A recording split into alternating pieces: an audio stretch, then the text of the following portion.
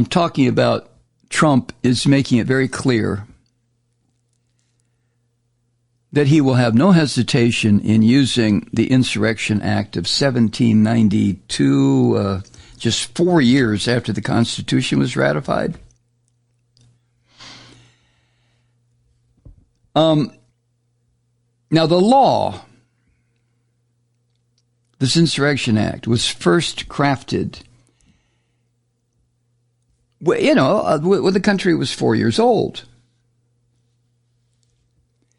And it would give the Orange Bastard, as commander-in-chief, almost unfettered power to do whatever he wanted, military and legal experts said in a series of interviews conducted by the Associated Press. There are no restrictions. This is the horrifying part.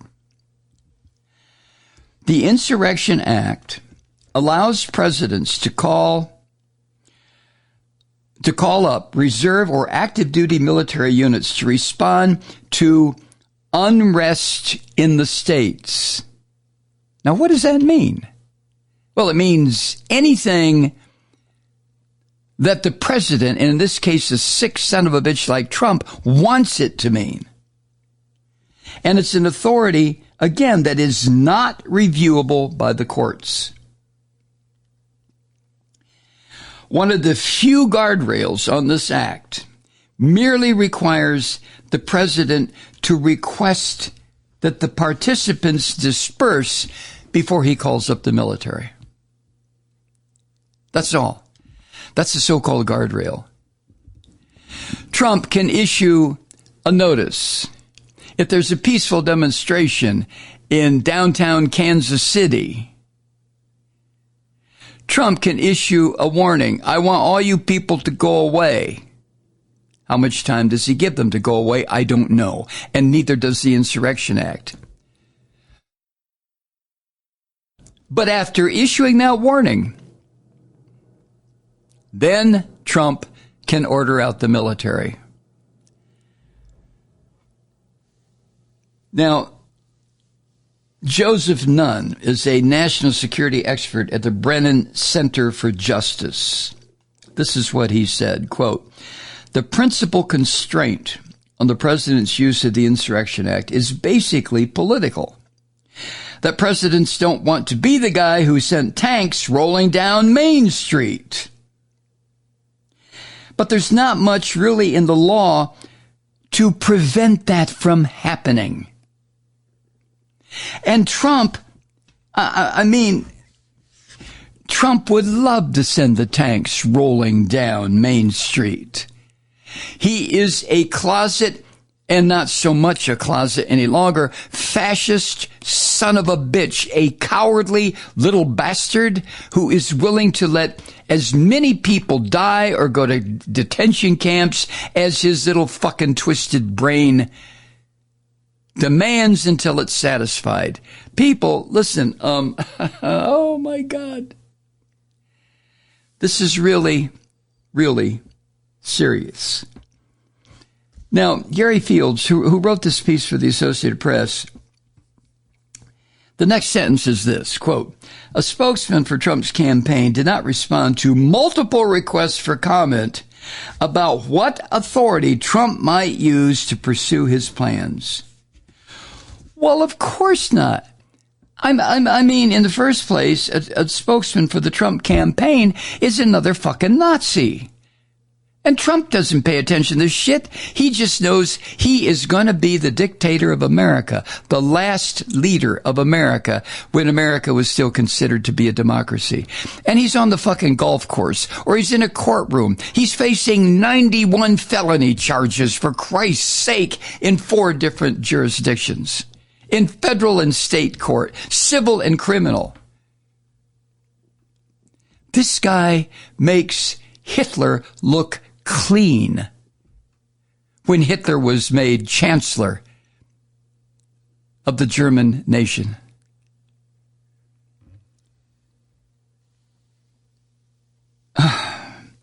Now, going back to the Insurrection Act itself, again, it was passed in 1792.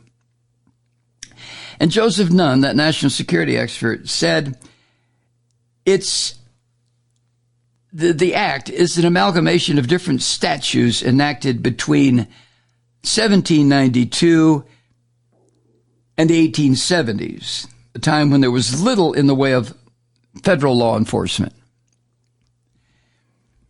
And none added this, quote, "It's a law that in many ways was created for a country that doesn't exist anymore," end quote.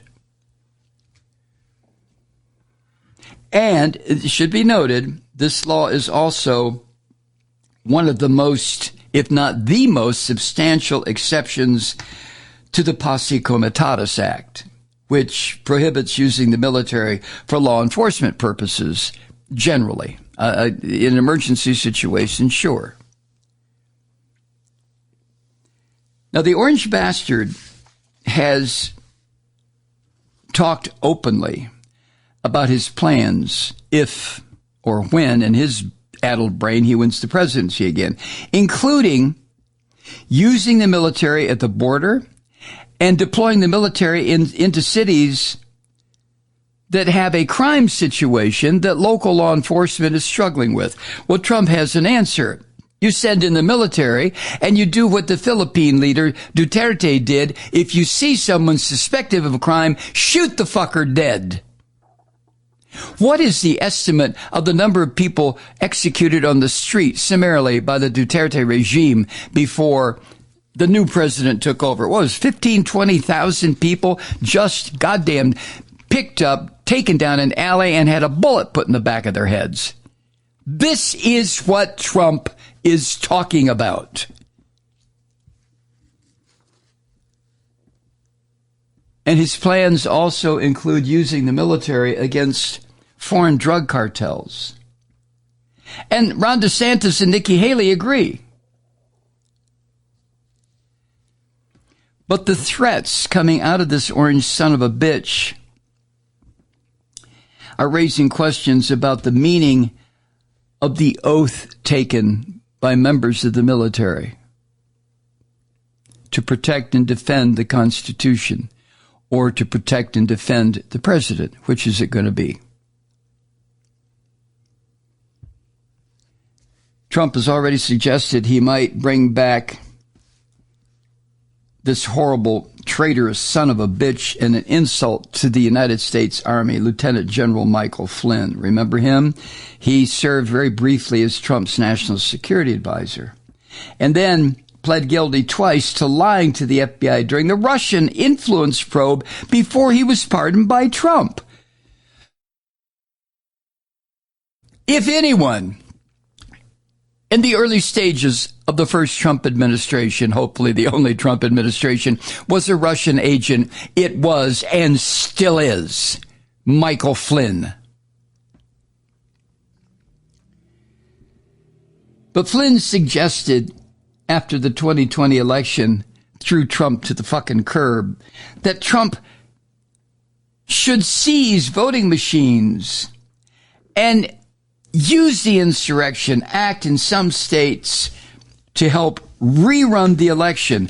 Only the second time the 2020 election would have been won, the one that Joe Biden won, would be on voting machines, quote, quote, strictly designed to make sure that the dictator Donald Trump won.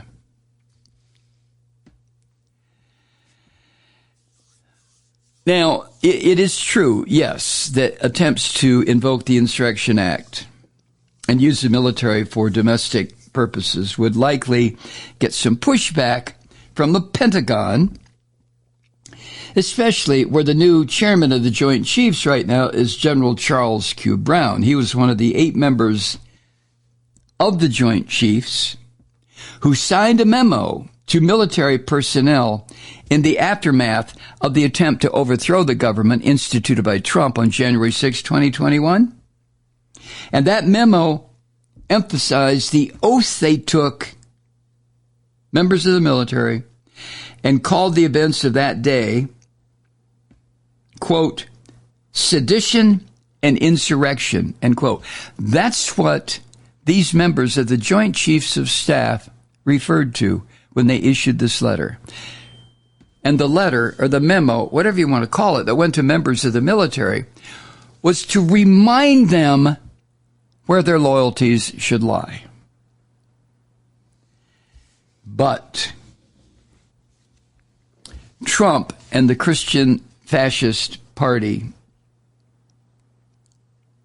won wide support among those who have served in the military every time this piece of human shit has run for office. Votecast, which is an organization run by the Associated Press, in an in-depth survey of more than 94,000 voters nationwide, that showed that 59% of U.S. military veterans voted for Trump in the 2020 presidential election. After 4 years of this rotten fucker, almost 60% of military veterans voted for him a second time. And in the midterms, last year, the 2022 midterms, 57% of military veterans supported Christian fascist candidates, although the Associated Press refers to them as Republican candidates. And the Republican candidates that ran in the 2022 elections were almost to the last man and woman election deniers, who honestly told the people from whom they were trying to get the votes, listen, Joe Biden stole the election. Now, numbers like this, do you understand why I get hysterical about this?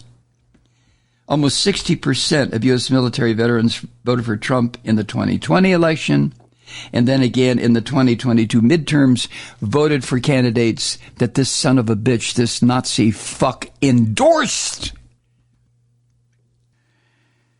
Now, repeated attempts to invoke this act, if the orange bastard gets back into office, would obviously put pressure on military leaders who could face consequences for their actions if they refuse to do what the dictator ordered.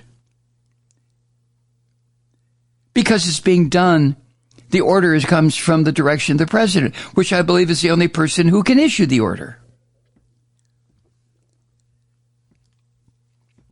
Michael O'Hanlon, Director of Research in Foreign Policy at the Brookings Institution think tank. He said the question is whether the military is being imaginative enough with the scenarios it has been presenting to future officers.